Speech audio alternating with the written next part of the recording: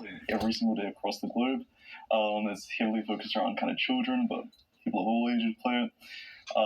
People can create their own kind of games on the platform, and it's very community-oriented platform. Okay, so when it comes to your work with regards to things like this, how does that play out?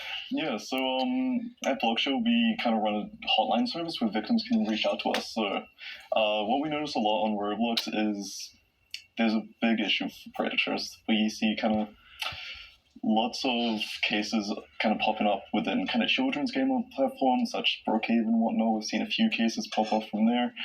Just games that overall you have...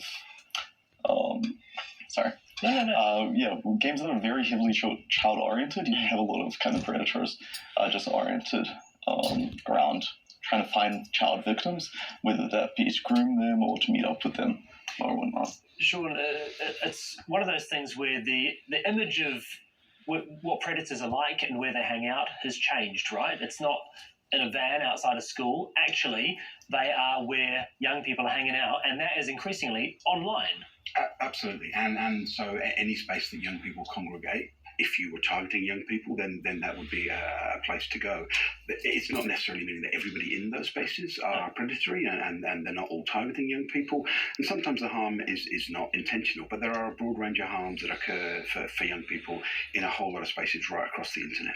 What would you be your message to parents in terms of what are the possibilities of the kinds of communication they can have if they are not just in Roblox or any online games, on those services where you can communicate on the internet?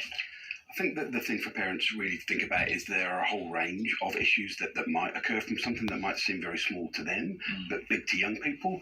Mostly the things that seem very big to them as parents, predation, pornography, those kind of issues that might actually seem less of an issue to their young people. The thing really is that parents need to be, take a step back, they need to be aware of exactly how young people do and can communicate in those platforms. So that's really the first step for parents. How much do you know about the spaces that your young people are in?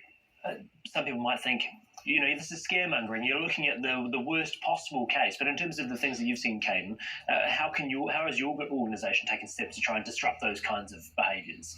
Yeah, so given that there's a lot of cases of kind of predators, extremist groups, we've even seen cults, kind of extremist cults operate on the platform. We've kind of been looking into ways that we can detect that proactively. So we can do this by kind of identifying kind of key networks. Like, we will look at associations of people. We'll look at kind of what content is available on their profiles. Like, oftentimes we'll notice a lot of kind of predators on the platform will use Morse code and Caesar ciphers in their account descriptions and emojis and whatnot to kind of bypass Roblox's initial filtering to then ask victims to add them on platforms like Discord and like Snapchat, Instagram, Telegram kind of thing, to then approach that victim to groom them. And oftentimes those account descriptions have really graphic content on them as well.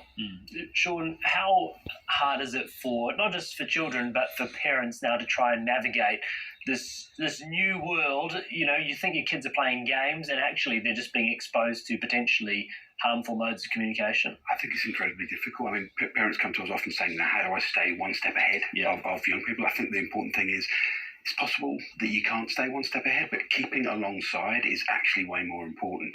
Being curious about what young people do, making sure you understand what it is they're doing, and making sure that you are an open line of communication should your young people experience some kind of harmful situation. I know it's probably uncool, and it's also potentially a case of the horse is bolted on this, but in terms of being involved with your kids playing these games, is there a case for saying, right, you only do it out in the living room, for instance, out in the open where there are parents, or even having parents get alongside them and say, okay, I'm going to get into this world for a bit and see what it's like for them? I think that in the first one, there's nothing wrong with saying it will only be here, but I think if we rely on some of those kind of rules, then we're probably leaving our children vulnerable to some extent.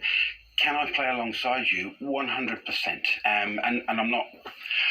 Not thinking that forever you'll be able to play alongside your children. Your children, that's going to ruin the environment for a lot of our children. Of course. But at some point, yes, you can play alongside them, and probably before they're playing, if you can, even if they're started, get in there yourself, start playing those games, understand what's in there, not just the mechanism of the game, but also the mechanisms of the safety centres, the how you report, the what to look out for.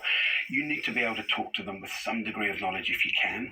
If you can't, if that's not it for you as your young people, then find someone that you trust, another member of your family, somebody that can take that role on for you, someone that can be there for your young people if things do go wrong and you don't feel comfortable navigating that space.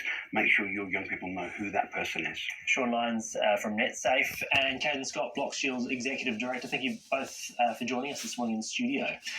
In a written statement, Roblox says child endangerment is a challenge across the industry and that it takes a zero-tolerance approach to harmful material by taking action against any inappropriate behaviour, no exceptions. The company says it has dedicated teams working proactively to identify content promoting and glorifying groups such as 764 and harmful content that glorifies self-harm or suicide. It says Roblox has dedicated safety features including built-in chat text filters and restricted chat settings for younger users. It is 10 minutes to 7 there.